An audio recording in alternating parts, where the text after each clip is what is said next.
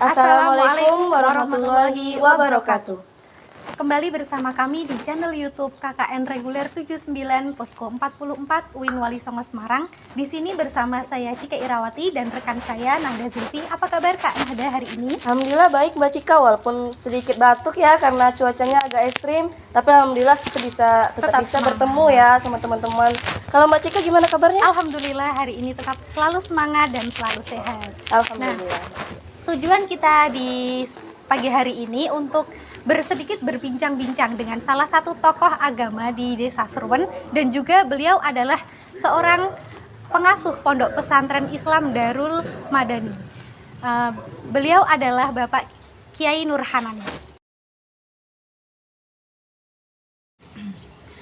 Pada kesempatan kali ini kami bersama dengan salah satu tokoh agama di Desa Serwen, dan beliau juga pengasuh Pondok Pesantren Islam Darul Madani. Kita sapa terlebih dahulu. Assalamualaikum Abah. Waalaikumsalam warahmatullahi wabarakatuh. Bagaimana kabar? Yang nanyakan kabar saya malah. Alhamdulillah sehat walafiat. Alhamdulillah. Soal suatu apapun seger waras, gagah perkoso. Amin. Mangane seger. Jadi untuk podcast kali ini kita akan berbincang terkait dengan moderasi beragama, yaitu Tentang konsep pemahaman toleransi antar umat beragama pada masyarakat pedesaan, Mbak. Konsepnya. Nah, teman-teman di sini kita akan langsung berbincang sama abahnya ya mengenai moderasi beragama agar teman-teman bisa menambah wawasan mengenai moderasi beragama, toleransi antar umat beragama juga. Abah langsung saja ya, ini ada beberapa pertanyaan dari teman-teman. Yang pertama itu ada mengenai pengertian moderasi beragama secara umum dan mengapa moderasi beragama itu sangat diperlukan dalam bermasyarakat. Monggo Abah bisa dijawab. Sebelumnya Assalamualaikum warahmatullahi wabarakatuh. Alhamdulillah, Allahumma sholli ala sayyidina Muhammad wa ala ali sayyidina Muhammad. Ini pemirsa ya. Pemirsa yang saya hormati. Pada kesempatan kali ini ada beberapa permasalahan yang dipertanyakan, dan ini sebetulnya masalah moderasi itu sudah sangat banyak dibahas ya, sangat banyak dibahas dan seperti kompen gitu, seperti gerakan ya, terkait karena memang kebutuhan umat di mana umat dihadapkan suatu permasalahan yang sangat riskan sekali. Di situ mengancam integritas, di situ mengancam persatuan dan kesatuan bangsa, kerukunan antar umat beragama. Terkait dengan masalah moderasi ya. Walaupun hanya orang-orang tertentu mungkin yang paham tentang moderasi. Kalau saya bisa mengartikan dengan sudut pandang saya kaitan dengan moderasi. Moderasi itu seimbang dalam arti di tengah-tengah. Kalau orang sudah bicara masalah tengah-tengah itu mesti menggunakan akal. Ittihadul qouli wal fi'li, ittihadun nafsi wal qalbi, wa mu'anaqatul ikhlas wa taslim, dan lain sebagainya. Jadi termasuk khairul umur awsatuha, sebaik-baik urusan itu tengah-tengah ya. Itu moderasi atau keseimbangan. Terus kaitannya kalau dikaitkan dengan beragama, bukan agama ya. Kalau agama itu sudah moderat, agama itu sudah bagus, agama itu sudah ya tengah-tengah. Tapi beragama berarti orang kan. Kalau bicara masalah orang berarti cara memahami, cara bersikap, cara berbuat. Ya. Jadi memahami bagaimana dia memahami agama, kemudian bagaimana mereka bersikap tentang apa yang dipahami, kemudian melakukan atau merealisasikan apa yang menjadi keyakinannya. Gitu. Kemudian tadi apa? Mengapa moderasi beragama itu sangat diperlukan dalam bermasyarakat? Ya itu tadi, karena kemajemukan masyarakat ya, otomatis mereka punya banyak kepentingan. Bagaimanapun juga semua punya hak, tapi hak mereka itu tetap di bawah hak orang lain. Dalam arti tidak bisa kok Dumeh punya hak kemudian semena-mena, kemudian dengan apa yang diyakini, dengan apa yang dipahami dia berbuat semaunya saja, tidak boleh. Jadi ada batasan-batasan. Jadi kita ulas lagi tentang moderasi. Moderasi itu kalau dalam Islam itu mungkin bisa diartikan tawasud. Tawasud itu tengah-tengah. Kadzalika beliau ayatnya. Pokoknya kita dituntut untuk menjadi umat wasaton, umat tengah-tengah. Tengah-tengah itu tidak ekstrim. Tengah-tengah itu tidak ke kiri dan tidak ke kanan. Ya. Tengah-tengah itu selaras. Tengah-tengah itu sinkron. Ya. Kalau sudah selaras sinkron, hidup itu nyaman dengan siapapun, dengan apapun, dimanapun, kapanpun dia akan nyaman. Kenapa diperlukan? Karena kemajemukan. Bagaimanapun juga masyarakat itu terdiri dari beberapa jiwa manusia yang masing-masing membawa kepentingan, membawa keinginan dengan segala aspek kehidupan. Mereka bebas untuk melakukan apapun, tapi kebebasannya tetap tidak bisa di atas kebebasan orang lain. Jadi tetap harus menjaga. Maka biar kehidupan itu bisa sinkron, bisa selaras, nyaman, dibutuhkan moderasi itu, keseimbangan, tengah-tengah, ya. Jadi untuk moderasi beragama sendiri seperti yang kita sudah dengarkan dari Abah, yaitu untuk mengembalikan suatu ajaran itu kepada esensinya. Jadi akan menumbuhkan sikap toleransi, begitu Geba? Ya,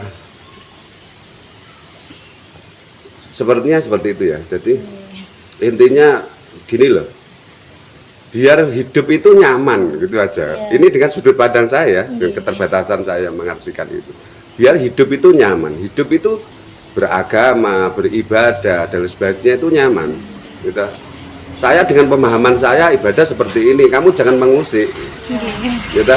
Lana amaluna walakum amalukum. Urusan amal ya saya, urusan amalmu ya kamu. Bahkan dalam Al-Quran juga tegas lakum dinukum waliyadin. Terhadap agama lain pun kita ya bebas. Silahkan dengan agamamu, aku dengan agamaku.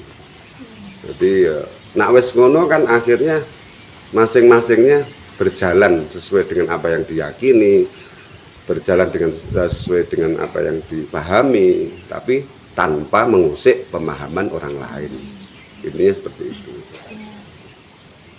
Nah, tadi kan disebutkan oleh Abah ya kalau kita tuh mempunyai batasan-batasan untuk dalam beragama. Mungkin ada yang sangat ekstrim, ada yang terlalu mungkin bodoh amat gitu sama agama. Nah, itu ada batasan bahwa pemahaman keagamaan itu sudah bisa dibilang dikatakan berlebihan, itu batasnya di bagaimana, Bah? Gini, saya katakan tadi bahwasannya moderasi itu dalam beragama itu terkait dengan, karena ini beragama. Agama itu kan dari bahasa Sanskerta. A dan gama, a kuwi tidak, gama itu buruk. Kalau dalam bahasa Jawa ageman, pakaian. Jadi dengan beragama mereka menjadi tidak buruk. Dalam arti perilakunya menjadi tidak buruk. Sebagaimana ketika kita telanjang kemudian memakai pakaian akan menjadi tidak buruk karena otomatis auratnya tertutup. Nah, kalau orang itu bisa menerapkan dalam arti dia memakai pakaian sesuai dengan yang dibutuhkan, ya, kemudian dia beragama sesuai dengan apa yang disyariatkan, ya otomatis dia akan dalam arti tidak berlebihan. Tidak berlebihan dalam arti tidak nuruti kekarepane, tidak nuruti apa yang diyakini, tapi juga harus melihat aspek-aspek kepentingan orang lain. Ya dikatakan berlebihan ketika dia tidak nyaman dengan ibadah orang lain. Itu aja ya.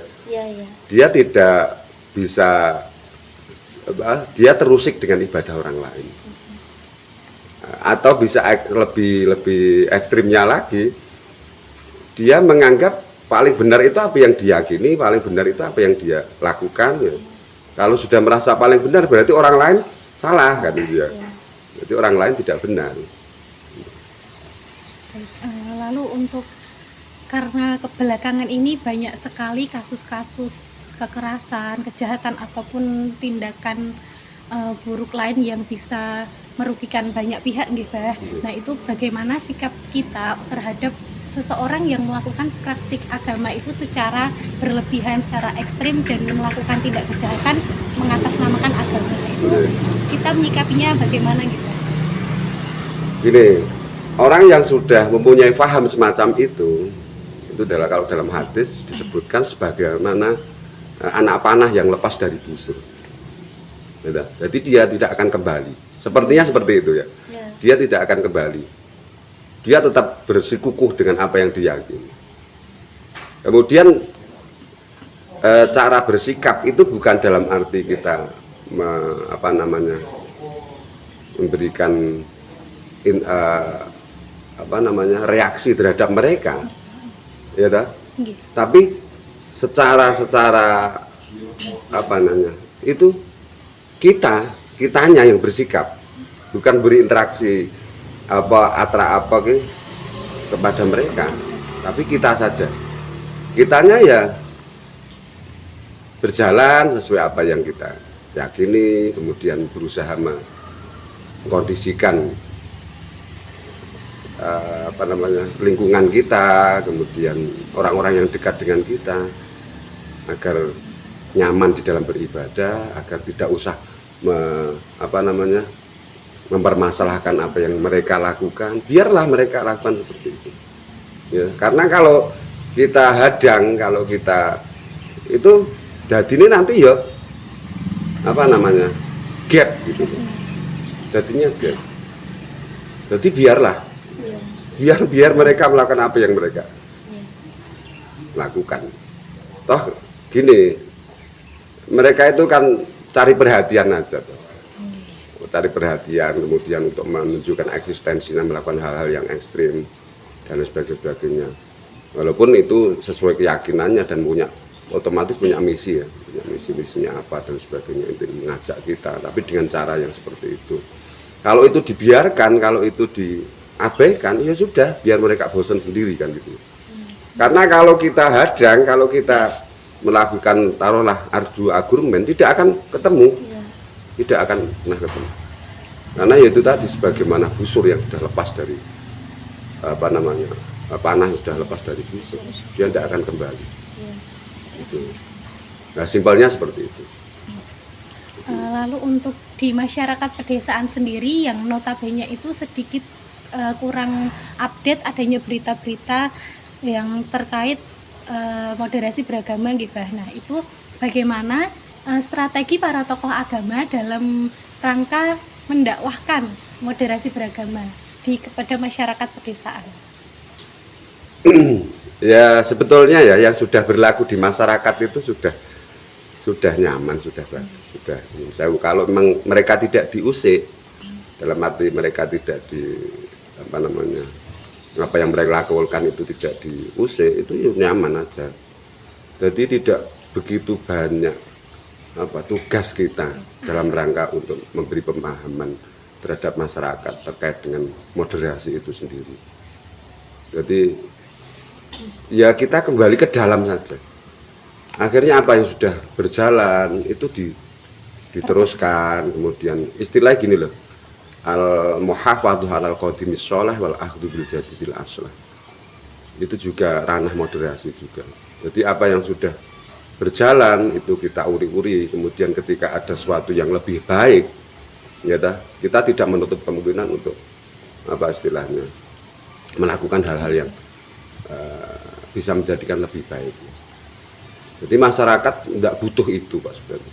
Kalau masyarakat sini ya terutama itu tidak butuh diangkat isu-isu semacam itu, karena justru itu yang akan menjadikan nanti mereka bingung.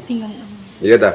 Karena kapasitas masyarakat ini kan macam-macam, otomatis ya cara tingkatan pendidikan dan sebagainya itu bisa dikatakan rendah. dari untuk memahami apa namanya terkait dengan moderasi dan sebagainya, mereka malah justru tidak menerima. Mereka bingung gitu loh. Ya. Jadi apa yang sudah ada saja dikuatke di cara pemahaman-pemahaman terkait dengan masalah hukum dan sebagainya. Kalau sini itu lebih banyak NO ya.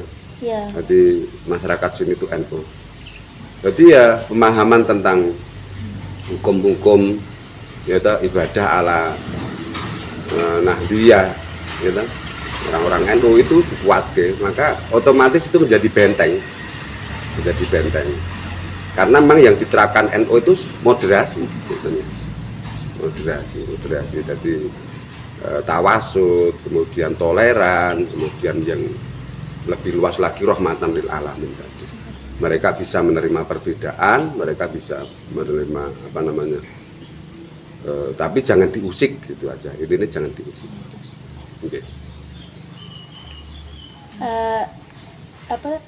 Selanjutnya itu ada pertanyaan, mengapa jika tidak menerapkan moderasi beragama itu apakah ada dampaknya, Bah? Itu kan kalau sudah terjadi ya. Iya. Kalau sudah terjadi. Kalau di sini itu enggak praktis tidak pernah terjadi gesekan-gesekan. Ya. Itu kan kalau sudah terjadi seandainya ada paham lain atau ada orang-orang yang membawa misi seperti itu ya kalau tidak diterapkan moderasi tidak menutup kemungkinan akan terjadi interaksi sosial yang tidak baik. Gitu. Apa namanya, bukan interaksi, apa namanya istilahnya, iya gap tadi, gap permusuhan, perpecahan dan lain sebagainya. Kalau tidak diterapkan semacam itu ya. Tapi kalau memang sudah ada kemudian diterapkan, ya nyaman-nyaman saja, akhirnya lana amaluna walakum amalukum. Jadi monggo kalau kamu mau ibadah dengan apa yang kamu pahami, saya tak dengan yang saya yakini dan sebagainya. Akhirnya semua berjalan, tujuannya juga sama aja kok ya. Yeah. Tujuannya sama dan kita tidak bisa memastikan ibadah yang mana yang lebih baik, kemudian yang terima itu yang mana kan tidak tahu kan. Makanya saya ulangi lagi bahwa itu masalah moderasi itu masalah pemahaman, kemudian sikap, kemudian pangejawentahan, pelaksanaan. mungkin anu ya, kurang bisa diterima ya, ini sudut pandang saja. Ya,